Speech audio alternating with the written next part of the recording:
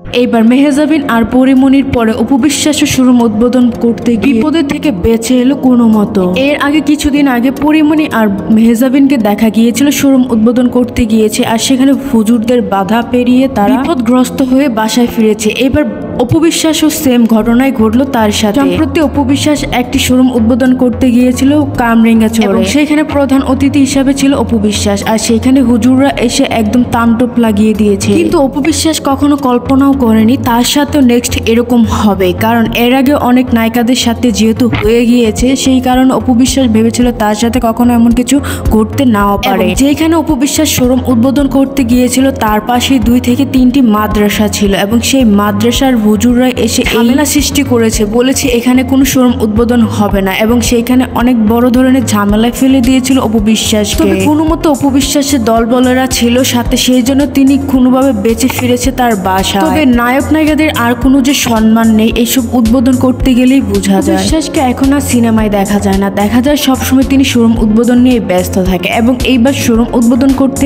এমন বিপদ পড়বে কখনো অপু বিশ্বাস কল্পনাও করেনি। যে এলাকায় শোরুম উদ্বোধন করতে গিয়েছে কামরাঙ্গাচর, সেই এলাকার বাসিন্দারা একটু অন্যরকম, তারা এইসব হিজিবিজি পছন্দ করে না, কারণ অলরেডি তাদের এলাকায় হিজিবিজি একটি এলাকা। বাংলাদেশের বিখ্যাত জায়গা কামরাঙ্গাচর, এই জায়গা কেউ চিনে না বলতে পারবে না এবং এই জায়গায় পরিবেশের কথা সবাই মোটামুটি আমরা জানি। পরিবেশে এত বড় একজন সেলিব্রিটিকে যাওয়া কোনোভাবেই উচিত হয়। যাই হোক, দেখা যাক নেক্সট কোন নায়িকার সাথে আবার এমন ঘটনা ঘটে।